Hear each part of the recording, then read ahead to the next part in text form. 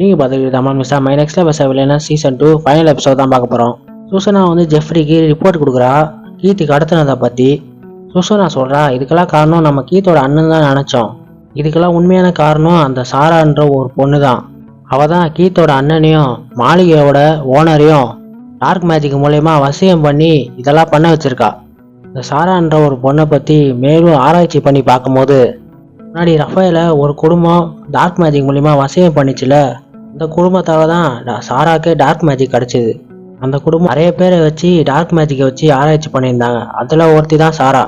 Jeffrey கேட்குறான், சாரா பாதிக்கப்பட்டவனா எதுக்கு இந்த தப்பை செய்யணும்? சுசனா சொல்கிறான், அதுதான் எனக்கு புரியல, அவ்வளோ நோக்கம் என்னன்னு தெரியல. ஜெஃப்ரி கேட்குறான், கேத்ரினா எப்படி அந்த டார்க் மேஜிக் அழிச்சா? சுசனா சொல்கிறா, ஜியோடா வாங்கி கொடுத்த இந்த பொருளால் தான் அவள் டார்க் மேஜிக் அழிச்சா. ஜெஃப்ரி சொல்கிறான், இந்த மாதிரி அரிய வகையான பொருட்கள்லாம் கேத்ரினாக்கு எப்படி தான் கிடைக்குதோ? சுசனா சொல்கிறான், அதுதான் எனக்கு புரியல. ஜெஃப்ரி சொல்கிறான், கேத்ரினா கிட்ட டார்க் மேஜிக்கால் உருவான நாய்க்குட்டி இருக்கதா கேள்விப்பட்டேன். சுசனா சொல்கிறா, அவகிட்ட அந்த டார்க் மேஜிக்கால் உருவான நாய்க்குட்டி இருக்கிறதுனால அவள் டிபார்ட்மெண்ட் ஆஃப் மேஜிக்கில் சேர்ந்து தான் ஆகணும். கேத்ரினா எப்படியோ கிராஜுவேட் ஆகிட்டா மேஜிக் அகாடமிலேருந்து.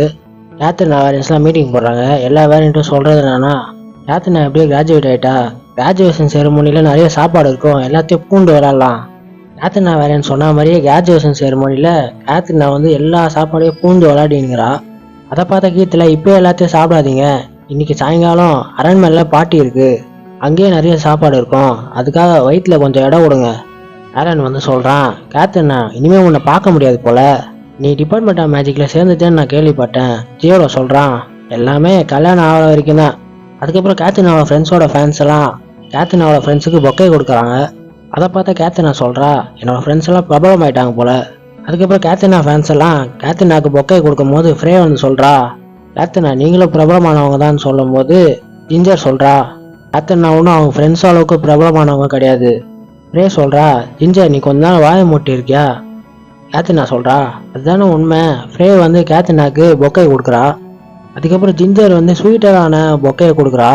ஜிஞ்சர் சொல்கிறா, உங்களுக்கு ஸ்வீட்னா ரொம்ப பிடிக்கல, அதனால தான் பொக்கையாக கொண்டு வந்தேன். ரே சொல்கிறா, இந்த ஸ்வீட்டை வாங்குறதுக்கு ஜிஞ்சர் ஏறாத கடையே இல்லை. ஜிஞ்சரில் சும்மா இருன்னு சொல்கிறா ஃப்ரே கிட்ட.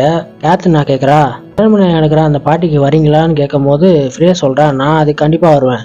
ஜிஞ்சர் சொல்கிறா, என்னால் வர முடியாது, ஏன்னா என்கிட்ட ஒழுங்கான ட்ரெஸ்ஸே இல்லை.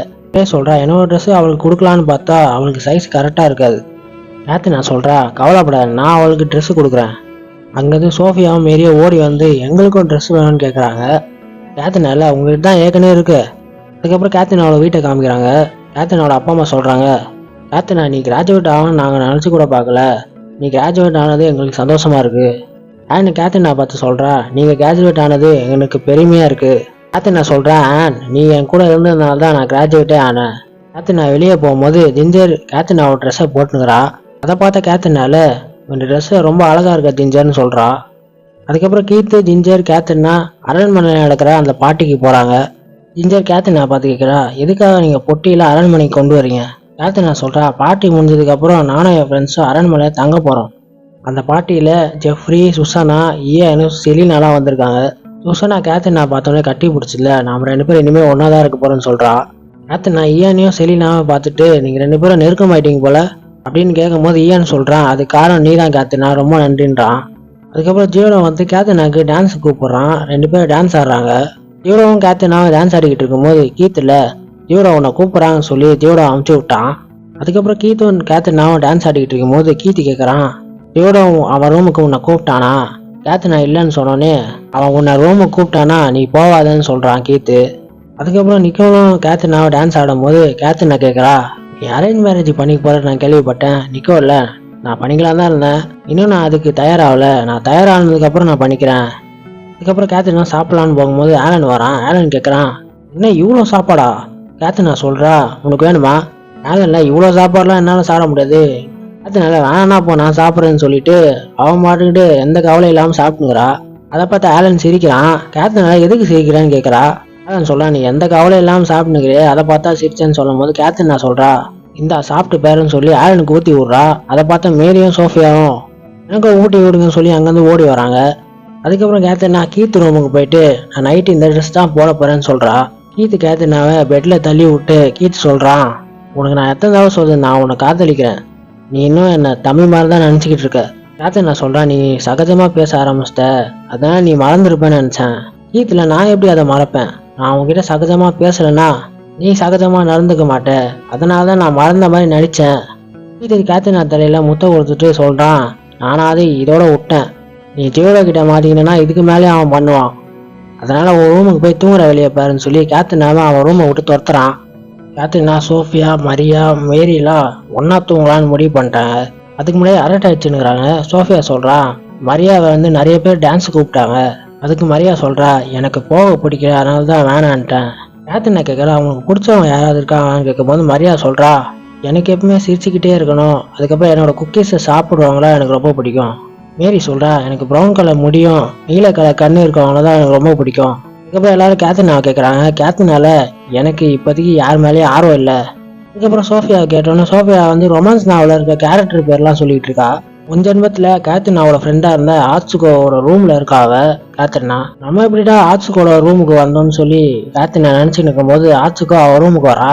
ஆட்சுகோ வந்து ஒரு புது கேம் ஆடுறா. அது என்னன்னு கேத்தரினா வந்து பார்க்கும்போது, இந்த கேம் பேர் ஃபார்ச்சூன் லவர் பார்ட் 2.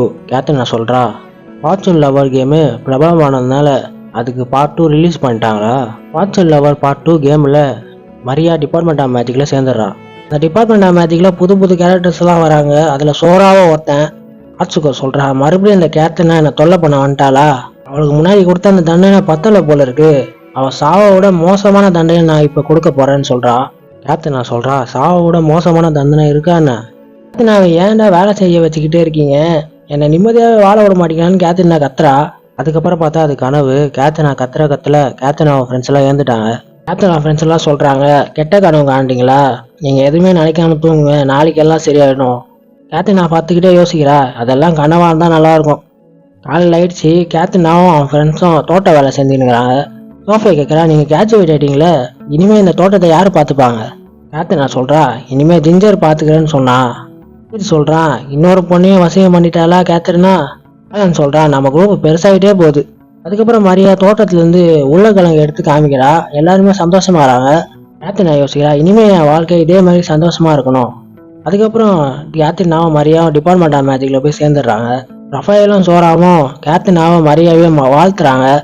சோரா சொல்கிறான், உங்களோட சீனியர் வந்து உங்களுக்கு இந்த டிபார்ட்மெண்ட் ஆஃப் மேஜிக்கை சுற்றி காமிப்பாங்க. அந்த சீனியர்ஸ் வேறு யாரும் இல்லை, ஃபார்ச்சூன் லவர் பார்ட் 2ல் வந்த புது கேரக்டர்ஸ் தான். அதை பார்த்தா கேத்தரினால, அப்போ கனவுல அது நிஜமா அட போங்கடான்னு சொல்லி கத்துறா. அதோட இந்த சீசன் 2 முடியுது. இந்த அனிமே பிடிச்சிருக்கா இல்லையான்னு சொல்லி கமெண்ட் பண்ணுங்க. இந்த வீடியோ பிடிச்சா லைக் ஷேர் கமெண்ட் பண்ணுங்க. சேனல் புதுசாக சப்ஸ்கிரைப் பண்ணுங்க. அப்போ தான் நான் போகிற எல்லா வீடியோ நோட்டிஃபிகேஷன் வரும்.